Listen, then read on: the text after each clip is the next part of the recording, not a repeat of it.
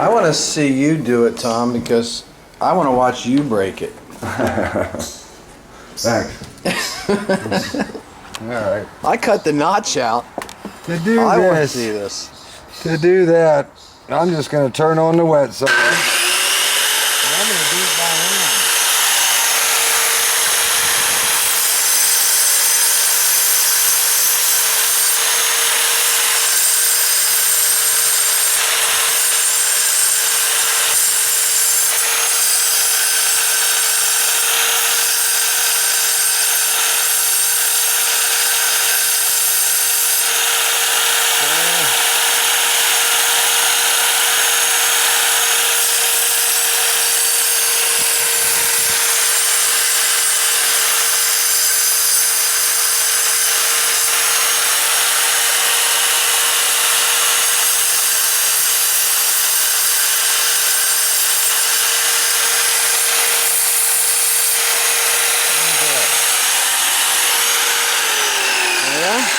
Yeah.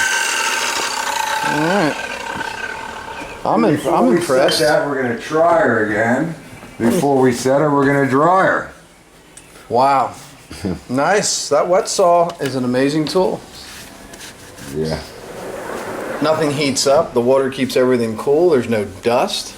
Yeah, and just keep your fingers Now, if you out. don't own a wet saw, guys, you can rent one.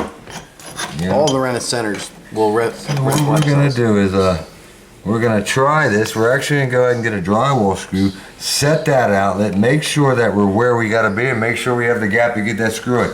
Now, if we had to come back and touch this, we can pull the receptacle, this device out, and I can take a roto-zip ceramic blade. And like I said, even in the future, I can just eat and touch it here and touch it there once that's glued in. Right. So that's going to be my first piece right there. To get my next tile in, we're just gonna, I'll clean this one here up. But I'm gonna get a quickie space. Like I said, this is no frills, just by eye. I'm finding my box, and I can even do it down here. So I got my 1/8 inch space. Here's the side of my box. I can go to the side of my box. I can even go plus 1/8. All right, so I know this is coming out. When I set this on here, I'm actually holding it up to my spacer joint. There's the bottom of my box. Okay. And then that's going to be our next cut. Just Basically opposite of what we just had. use that square. Yeah, there's where the speed square comes in handy to help draw your line. And that's going to be my next cut. I just wanted to show you these. I'm still going to finish that corner out over there.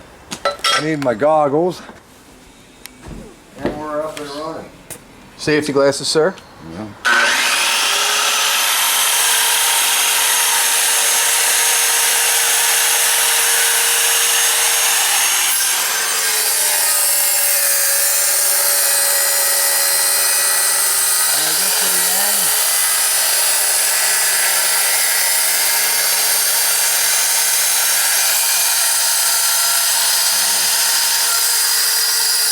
Sticking a little.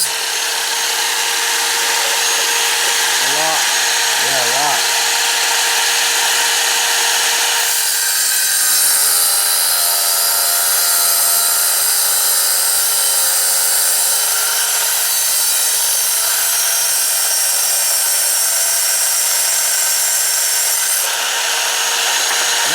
And then I can take and clean this corner up.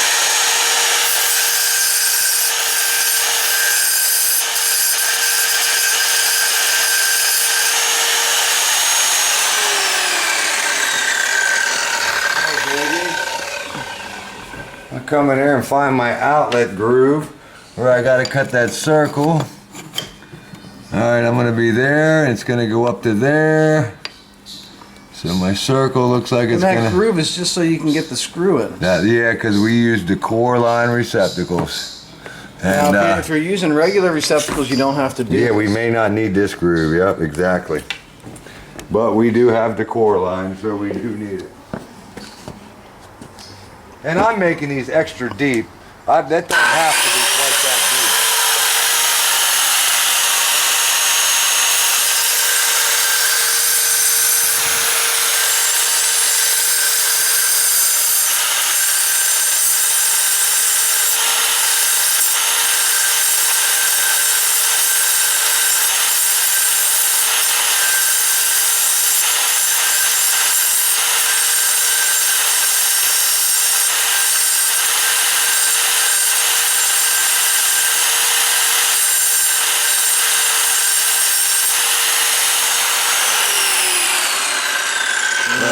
Rather have it and not need it than need it and not have it when I go to put the outlets together. Okay. And that's as simple as that.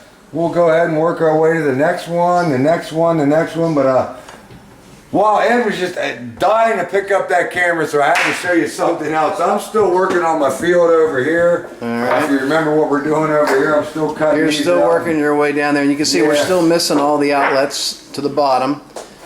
And the reason our outlets are so perfectly in line here and not higher or lower, no matter where they are, is because when we put our boxes on way back at the beginning of this kitchen project, our blue electrical boxes, we used a level to level around our 2x4 framing so that when we knew when we got to this stage of the project, I mean, that's how far along we were pre-planning, even back when we were framing and putting on our electrical boxes. We knew this day was going to come where we would have tile going in on a backsplash, and we knew that when we looked across our brick tile or whatever pattern we had, we wanted to make sure that all of our outlets, all of our switches came through the tile at the same plane, right across from one another, so that it looked really professional, so they weren't up and down and in different locations in relation to the backsplash tile, okay? And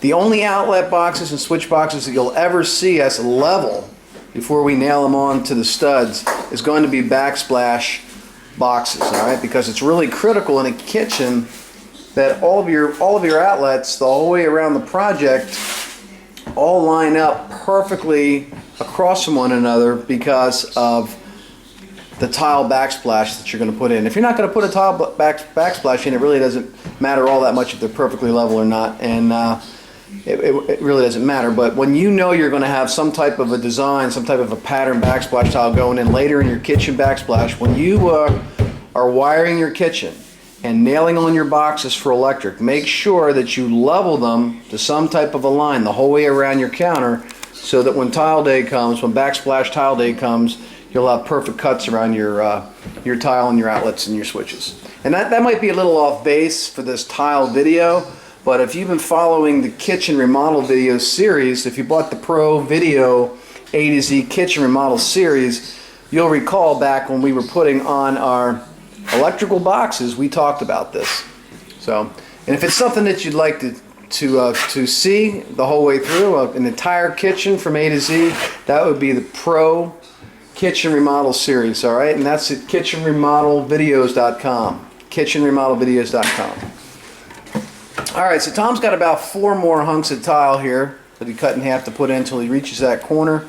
We're going to go ahead and let him finish that, and then we'll be ready to turn the corner and work our way behind the stove.